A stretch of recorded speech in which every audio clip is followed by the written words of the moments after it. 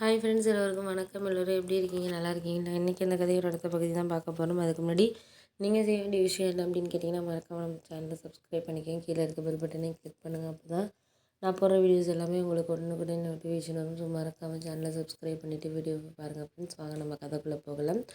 நான் அடுத்த நாள் இது மாதிரி சரி வண்டியை எடுத்துக்கலாம், புதுசாக எடுக்கலாம். ஏன்னா நம்மளுக்கு வண்டி இல்லாமல் ரொம்ப கஷ்டம் இருக்குது அப்படின்னு சொல்லிட்டு சைக்கிளே எவ்வளோ தூரம் போக முடியும், ஒரு அரை மணி நேரத்துக்குலாம் நம்மளால் போனால் முதுகு வலியும் வந்துடுது. அதனால் நம்மளால் அந்த அளவுக்கு ஒன்றும் சரியாக வர மாட்டேங்குதுங்கிறதுனால என் ஒய்ஃபுக்கிட்ட நான் சொல்லிகிட்டு இருந்தேன், ஓரளவு ஏதாச்சும் மாதம் மாதம் கட்டுற மாதிரி ஏதாச்சும் ஒரு வண்டி எடுப்போமா அப்படின்னு சொல்லிட்டு கேட்டதுக்கு அவங்க சொன்னாங்க, இப்போ தான் ஃபைனான்ஸ் இதெல்லாம் எடுத்து இப்போ தான் ஓரளவு கட்டிகிட்டு வந்துட்ருக்கோம். இப்போ திடீர்னு 20,000 30,000 எப்படிங்க இது பண்ண முடியும்? எவ்வளோ ஃபஸ்ட்டு வண்டி வாங்குறதுக்கு எவ்வளோ பணம் தேவை கேட்குறாங்க என்னன்னு சொல்லிட்டு பாருங்கள் பார்ப்போம் அப்படின்னு சொல்லிட்டு என் ஒய்ஃபை சொன்னாங்க.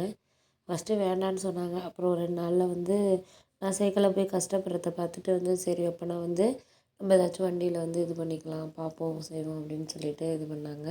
அப்போ தான் எனக்கு தோணுச்சு, சரி கரெக்டான ஒரு இதில் தான் நம்ம இது பண்ணியிருக்கோம் அப்படிங்கிற மாதிரி எனக்கு தோண ஆரம்பிச்சிச்சு. சரி பார்த்துக்கலாம் அப்படின்ட்டு நான் என் ஃப்ரெண்டை அழைச்சிட்டு போயிட்டு இங்கே பக்கத்தில் கேட்டேன். இது மாதிரி ஷோரூமில் போய் கேட்டப்போ அவங்க என்ன சொன்னாங்கன்னா, நீங்கள் ஸ்டார்டிங் அமௌண்ட் வண்டி 1,00,000 சேர்ந்த வண்டி. நான் ஒரு குறிப்பிட்ட மாடல், ஏன்னா ஒரு தூரம் ஓரளவு போகிற மாதிரி இருக்கணும், பெட்ரோல் ஓரளவு கொடுக்குற மாதிரி இருக்கணும் அப்படிங்கிறதுனால அதை ஏதாச்சும் நம்ம இது பண்ணி பார்க்கணும் அப்படிங்கிறதுனால ஒரு வழி அப்படிங்கிறதுனால சரி நம்மளால் முடிஞ்ச அளவுக்கு நம்ம ட்ரை பண்ணி பார்க்கணும் அப்படின்ட்டு நான் இது பண்ணோன்னே அப்போ தான் எனக்கு தோணுச்சு, சரி இது இப்படி இருக்கிற சூழ்நிலையை தாண்டி நமக்கு எது எந்த நேரத்தில் என்ன மாதிரி இருக்கணும் அப்படிங்கிறத நம்மளாக யோசிச்சு பண்ணுறதோட நம்மளுக்கு இது சரியான இருக்கிற மாதிரியான ஒரு சூழ்நிலையை தான் நம்ம இது பண்ணணும் அப்படிங்கிற மாதிரி நான் இருந்தேன்.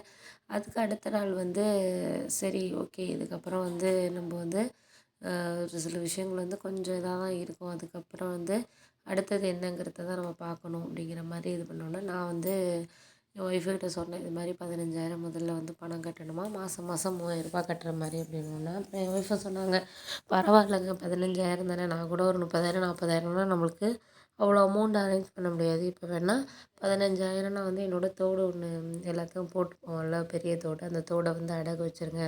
அடுத்த மாதம் தான் ஃபைனான்ஸு கொஞ்சம் முடிகிற மாதிரி இருக்குது, 3,000 கட்டுற மாதிரி இருக்குது. அதை கட்டிட்டு வேணால் உங்கள் சம்பளம் வந்தோடனே கட்டிட்டு நம்ம ஃபைனான்ஸ் வாங்கி அந்த நகையை திருப்பிக்கலாங்க அப்படிங்கிறோன்னு சொன்னோன்னே, அதுவும் நல்ல ஐடியா தான்மா. ஏன்னா இப்போதைக்கு நம்மளுக்கு இதுதான் கொஞ்சம் ஒரு ஆறுதலான ஒரு இருக்கிற விஷயம். ஏன்னா மொத்தமாக நம்மளுக்கு பணம் வர்றதுங்கிறது நம்மளுக்கு முடியாத விஷயமா இருக்குது. நம்மளுக்கு எதுவுமே சரியாக இல்லாத மாதிரி தான் இருக்குது. என்ன பண்ணாலுமே நமக்கு இந்த நேரங்கிறது கொஞ்சம் கஷ்டமாக தான் இருக்குது அப்படின்னோடனே, சரி விடுங்க, நம்ம நீங்கள் அதையே யோசிச்சுட்டு இருக்காதீங்க, இப்போ தான் வண்டி வாங்கணும்னு முடிவு பண்ணிட்டோம். 15,000 நகை அடை வச்சா என்ன, நகை அடை வைக்கிறத பற்றி ஒன்றும் ப்ராப்ளம் கிடையாது.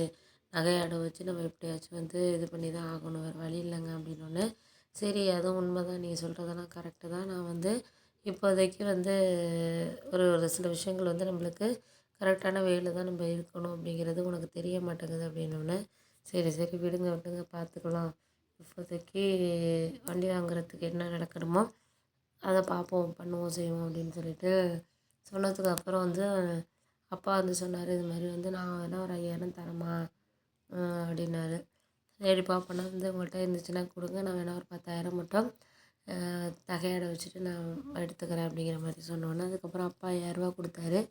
அதுக்கப்புறம் அந்த நகையை ஒரு 10,000 அடகு வச்சுட்டு அதுக்கப்புறம் இது பண்ணோம். சரி ஓகே, இதுக்கப்புறம் சரியான ஒரு இது நம்மளுக்கு இருக்கிறதுக்கான இதுங்கிறது நம்மளுக்கு கரெக்டான ஒரு இதில் நம்ம இருக்கணும் அப்படிங்கிறதுனால நான் என்ன முடிவு பண்ணேன்னா, சரி ஓகே, நமக்கு இன்றைக்கி இந்த நேரத்தில் என்ன நடக்குதுங்கிறத நம்ம கொஞ்சம் யோசித்து தான் முடிவெடுக்கணும் அப்படிங்கிறனால வண்டி பார்க்குறதுக்கு என் ஒய்ஃபையும் அழைச்சிட்டு போனேன்.